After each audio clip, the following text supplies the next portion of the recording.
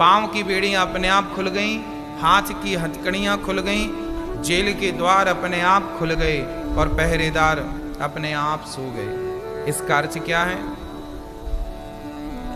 कोई भी प्राणी, चाहे आप हो या हम हो या कोई तीसरा पर्सन, कोई भी व्यक्ति यदि परमात्मा को लेकर चलता है, यदि अपने हृदय में, अंतःकरण में, अपने चित्त में यदि गोविंद को कोई भी बिठा लेता है, तो उसके मार्ग की जितनी भी बाधा होती हैं अपने आप समाप्त हो जाती हैं। तो मैं आप सभी से निवेदन करूंगा, श्री महादेव सरकार जी, मैं आपसे भी निवेदन करूंगा कि हमारे हृदय में हम अपने कृष्ण को बिठाएं, उनके प्रति अपार श्रद्धा रखें, अटल विश्वास रखें। देखिए, जिन्हें भगवान पर विश्वास नहीं होता उन्हें भी मरना होता है, और जिन्हें विश्वास होता है उन्हें भी मरना होता है। तो विश्वास ना करके मरने से अच्छा है विश्वास करके मरो। मरना दोनों तरफ से, हाँ, फायदा इतना है कि विश्वास ना करने वाला नरक जाएगा और विश्वास करने वाला 84 के चक्कर से बच करके सीधा परमात्मा की शरण में पहुंच जाएगा। हाँ, नारद जी को इस जन्म में भगवान का दर्शन नहीं हुआ। मैं आपको एक बात स्पष्ट कर दूं, कई बार आप लोग ये भी कहते हैं, गुरुदेव हमने तो बहुत कथाएं सुनी हैं, हम तो बहुत भक्ति करते हैं भगवान की, पर हमें तो भगवान का दर्शन नहीं होता। अरे बाबा, एक बार के भजन करने से हाँ भगवान का दर्शन नहीं होता। जन्म जन्म मुनि जतन कराही, अंतराम कही आवत नाही। जब पूरी जिंदगी लगती है तब ना जाने किस जन्म में हमारी भक्ति, हमारा प्रेम सफल होता है, और तब परमात्मा की एक झलक हमें प्राप्त होती है।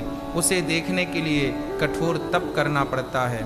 और आपको तो श्री भगवान से प्रेम किया जाए। वसुदेव जी जब लेकर चले, पांव की बेड़ियां, हाथ की हथकड़ियां अपने आप खुल गईं और सारे पहरेदार सो गए। चल पड़े, यमुना का जल स्तर बढ़ा, भगवान ने चरण गिरा करके और यमुना महारानी को अपने चरणोदक का दर्शन दिया, चरण का दर्शन दिया।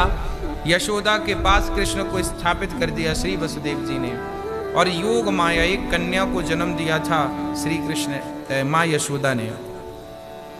उस कन्या को लेकर के वसुदेव जी वापस आए। वो कन्या कौन थी? वो कृष्ण की, परमात्मा की माया थी।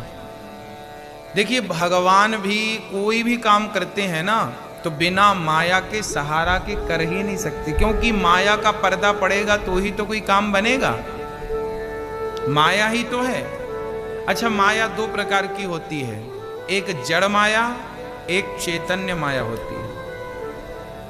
जड़ माया क्या है, चैतन्य माया क्या है, आइए वो भी स्पष्ट करते हैं।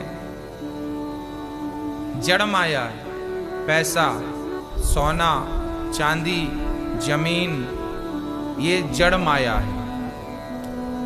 चैतन्य माया स्त्री, पुत्र, परिवार, ये चैतन्य माया है। ये दोनों माया है। सोना चांदी भी बंधन का कारण है और परिवार भी बंधन का कारण है। इन दोनों से बच पाना बड़ा मुश्किल। कौन बचेगा? बोले जो भगवान की शरण ग्रहण कर लेता है वो माया से बच जाता है। अन्यथा माया ऐसी है, मम माया दुरत, ऐसी प्रबल माया है कि कोई बच नहीं सकता। बड़े बड़े सूरवीर बच ना सके, हाँ? कोई नहीं बच सकेगा। जिन्हें भगवान बचाना चाहें वो बच सकेगा। तो जो भगवान जिन्हें बचाते हैं वो तो बच जाते हैं, जिन्हें वो नहीं बचाना चाहते नहीं बचते। श्री भगवान कृष्ण का उत्सव वृंदावन में, गोकुल में धूमधाम से मनाया गया। सारे ब्रज में उत्सव चल रहा था। बधाई हो, बधाई हो। चारों तरफ गोपियां बधाई दे रही थीं। यशोदा बधाई हो, नंद बाबा बधाई हो। बधाइयों की बेला चल रही थी। सारी